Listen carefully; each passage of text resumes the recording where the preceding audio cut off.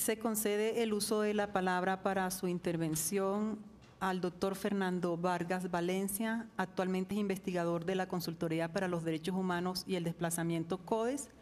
Es abogado especialista en Derechos Humanos y Derecho Internacional Humanitario de la Universidad Externado de Colombia, con estudios de maestría en Sociología Aplicada de la Universidad Autónoma de Barcelona, España. Buenas tardes, honorables magistradas, honorables magistrados. Un agradecimiento por la invitación para la Consultoría para los Derechos Humanos y el Desplazamiento CODES, a quien represento el día de hoy. Nuestra intervención quiere concentrarse especialmente en las dos últimas preguntas elevadas por la Honorable Corte Constitucional para este eje temático, con el objetivo de alertar algunas particularidades que exigen una especial atención por parte del Alto Tribunal para garantizar la completud constitucional de la ley de amnistía, la ley 1820 de 2016 y del decreto ley 277. Partimos de dos ideas programáticas. La primera, que el otorgamiento de amnistías, indultos y otros tratamientos penales especiales hace parte del eje necesario para garantizar la implementación del acuerdo de paz de conformidad con sus propios contenidos. Y en segundo lugar, que el propio acuerdo de paz ha reconocido de manera expresa y reiterativa la centralidad de las víctimas en su implementación. Una centralidad que está claramente definida en el punto 5, pero que también irradia los demás puntos acordados dentro del texto del Acuerdo de Paz de noviembre de 2016. Desde la perspectiva de las dos preguntas que eleva la Honorable Corte Constitucional al final del cuestionario, que apuntan a cómo afecta o no la ley 1820, el derecho a la reparación a las víctimas y la participación de estas dentro de los trámites de amnistía, indulto y otros tratamientos especiales, queremos hacer unos énfasis para que se enderece la constitucionalidad de esta norma y del decreto ley 277. En primer lugar, destacarle a la Honorable Corte Constitucional que estas normas establecen algunas particularidades que afectan estos dos derechos de las víctimas de delitos susceptibles de ser amnistiados o objeto de indulto o tratamientos penales especiales. En primer lugar, porque extingue las acciones indemnizatorias para poder reparar el daño desde la perspectiva judicial en aquellos casos susceptibles de la amnistía y los tratamientos penales especiales. En segundo lugar, porque establece explícitamente que en el caso de los agentes del Estado, de los funcionarios públicos, se establece la renuncia expresamente a la acción de repetición contra los agentes públicos para garantizar la reparación a las víctimas en el contexto de estas normas. En tercer lugar, estas normas dirigen la reparación material de las víctimas de los delitos susceptibles de amnistía a la Ley 1448 de 2011. En cuarto lugar, condiciona los beneficios penales inherentes a estos trámites a la contribución de sus beneficiarios solamente a la reparación inmaterial de sus víctimas.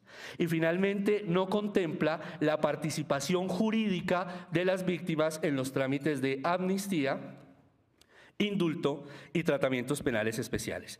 Y voy a intentar explicar las razones por las cuales esto compromete parcialmente la constitucionalidad de las normas aquí estudiadas. En primer lugar, y solo a título de ejemplo, quiero concentrarme en la figura de la amnistía. En efecto, estamos de acuerdo con muchas de las intervenciones que hemos escuchado hoy, que en principio los delitos susceptibles de amnistía son delitos políticos cuyo sujeto pasivo es el Estado. Sin embargo, son objeto en el marco de estas normas de amnistía no solamente los delitos políticos, sino delitos comunes conexos. Y nos parece que es muy importante hacer énfasis en esa particularidad porque en el trámite de las amnistías, tanto de iure como las que sigan consecuentemente, habrá un juicio o una decisión de conexidad. Y la decisión de conexidad de este tipo de delitos con los delitos políticos compromete el derecho a la verdad de las víctimas. porque es una decisión fundamental para determinar el esclarecimiento judicial de lo que ha sucedido entre lo que es delito político y lo que no. Desde esa perspectiva, la participación de las víctimas es una garantía necesaria y una conditio sine qua non para garantizar la legitimidad y la aceptación social de las amnistías desde la perspectiva de la justicia restaurativa. Desde ese punto de vista y desde la perspectiva de la reparación a las víctimas, los delitos conexos son susceptibles de generar daños no solamente al Estado, sino eventualmente a particulares. Si revisamos las normas aquí examinadas, se destacan desde esta perspectiva como reconocidos como daños, como delitos conexos, daños en bien ajeno, amenazas, lo que es susceptible de un esclarecimiento puntual, porque muchas veces, o en algunos casos, para no ser extremistas, las amenazas son la principal causa del desplazamiento forzado, que es un delito de lesa humanidad. Las lesiones personales, la violación de habitación ajena, el incendio, entre otras. Entonces, esto genera en la ley la necesidad de determinar el deber de reparar. Y estas leyes, es decir, la ley 1820 y el decreto ley 277, apuntan a establecer el deber de reparar estos daños en cabeza del Estado. Sin embargo, genera unas confusiones. Por un lado está el artículo 150, numeral 17 de la Constitución Nacional, que establece claramente que cuando se conceden amnistías, la responsabilidad del Estado, el Estado asume la responsabilidad de reparar. Es susceptible de que no exista la posibilidad de que sea el amnistiado quien responda por los daños ocasionados a eventuales víctimas, sino que el Estado asume la responsabilidad, pero la atribución de la responsabilidad es el otorgamiento de la amnistía y por lo tanto es una reparación de carácter judicial. Y además el artículo 150.17 de la Constitución no aplica para agentes del Estado.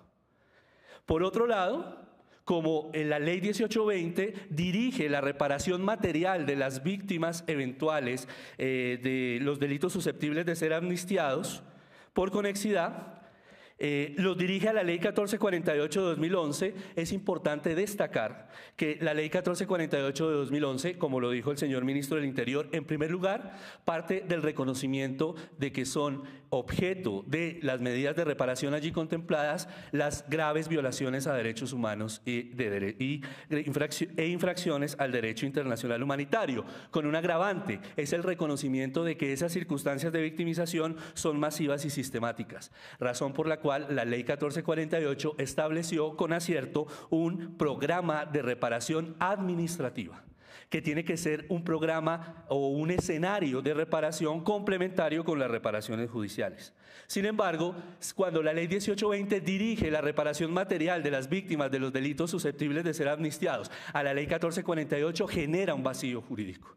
Un vacío jurídico que tiene varias formas de ser solucionado, pero la menos onerosa es la declaración de exequibilidad condicionada por parte de la Corte Constitucional. ¿Por qué? Porque si dirigimos la reparación de las víctimas a la 1448 en el marco de las amnistías, estamos obligados a reformar el artículo 3º de la ley 1448 y decir que esta norma no solamente opera sobre violaciones a derechos humanos, sino sobre delitos conexos a los delitos amnistiables, ¿sí? En segundo lugar, hay que reformar el programa administrativo desde la perspectiva de los hechos victimizantes reconocidos en él, lo que implica además una reforma del decreto 4800 de 2011, en el sentido de que en este decreto la reparación administrativa apunta a violaciones a derechos humanos y habría que agregar, por lo tanto, hechos victimizantes asociados con los delitos susceptibles de ser amnistiados, lo que en términos de política pública implica ampliar el universo de víctimas contemplado en la ley 1448. El problema de fondo, honorables magistrados y magistradas, es que el programa administrativo de la ley 1448 está sometido a la sostenibilidad fiscal, lo que implica unos retos enormes para garantizar la integralidad de la reparación, lo cual no es acertado en el marco de las amnistías. Porque, insisto, desde la perspectiva del artículo 150, numeral 17 de la Constitución Nacional, el Estado asume la reparación material de las víctimas de los delitos susceptibles de ser amnistiados por la vía no de la responsabilidad subsidiaria, sino por la vía de una responsabilidad principal por haber tomado la decisión política de ejercer un perdón respecto de dichas conductas. En ese sentido, cuando la Ley 1820 establece que la reparación judicial a las víctimas de estos delitos es solo inmaterial, en el mejor de los casos, la reparación material de estas víctimas, me perdonan la expresión coloquial, estaría embolatada. Y ese embolate es lo que consideramos que es un vacío jurídico que es necesario colmar desde la perspectiva del examen de constitucionalidad de estas normas. Colmar el vacío jurídico implica, como les decía, ajustes en normas que actualmente se encuentran en trámite en el Congreso. Por ejemplo, la Ley Estatutaria de la Jurisdicción Especial para la Paz. ¿Por qué? Porque la participación de las víctimas, que es uno de los elementos claramente ausentes en la Ley 1820 y por lo tanto en el Decreto Ley 277, constituye una omisión legislativa absoluta, porque la participación de las víctimas es una obligación internacional del Estado colombiano a la luz del bloque de constitucionalidad. Pero además, desde la perspectiva de la conveniencia, es absolutamente necesario, porque la participación de las víctimas en las decisiones y trámites de amnistía le otorga legitimidad a la decisión política de amnistiar. Dicho de otra manera, la sociedad aceptaría de manera más fácil estos procesos difíciles de amnistía cuando hay un reconocimiento expreso de la participación de las víctimas en los mismos. Algunos autores contemporáneos llaman a esto el movimiento de las amnistías restaurativas, es decir, amnistías que por lo menos garantizan la reparación material e inmaterial de las y los perjudicados. Es posible que quienes tengan la necesidad de ser reparados en estos contextos no sean personas que se presenten desde la perspectiva masiva a los órganos y especialmente al sistema de verdad, justicia y reparación. Pero incorporarlos a la Ley 1448 distorsiona el objeto y el alcance de la Ley 1448 y problematiza aún más la situación de déficit fiscal que tiene esta norma para con las víctimas de graves violaciones a derechos humanos en Colombia. Sí, y me permito dar un dato de contexto. Dentro del presupuesto establecido para la reparación a víctimas en el marco de la Ley 1448, para 2017, el Ministerio de Hacienda reconoció o aprobó 700.000 millones de pesos. Se supone que reconocidas por la unidad de víctimas hay 8 millones de víctimas, de las cuales es posible que 1 millón haya sido reparada. Si utilizáramos solamente para indemnización esa cifra, estamos hablando de que a cada víctima le correspondería menos de 100.000 pesos. Eso es lo que la Comisión de Seguimiento a la sentencia T025 le ha manifestado a la Corte bajo la denominación de una reparación pauperizadora. Desde esa perspectiva, consideramos que el acuerdo de paz es la oportunidad histórica que tiene el país para responderle a una reparación aproximativa, pero en todo caso integral, a sus víctimas independientemente de quiénes sean. Si son víctimas, por ejemplo, de un daño en bien ajeno en el marco de una zonada, o si son víctimas de esa tragedia dolorosa y contundente que es la desaparición forzada de personas.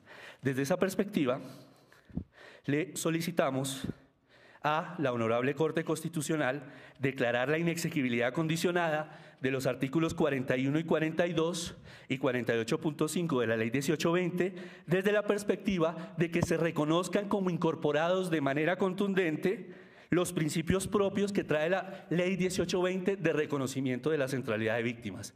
Las expresiones relacionadas a la extinción de la acción de repetición, a la renuncia de la acción de repetición, a la extinción de acciones indemnizatorias, deben ser retiradas del ordenamiento jurídico desde la perspectiva de garantizar la reparación integral de las víctimas en el marco de las amnistías. Solo de esa manera se puede garantizar lo que el propio acuerdo de paz ha denominado de manera también contundente centralidad de los derechos de las víctimas y lo que nos parece más honroso que está contemplado en la axiología del punto 5, el carácter no negociable de los derechos fundamentales de las víctimas a la verdad, la justicia, la reparación y las garantías de no repetición. Muchas gracias.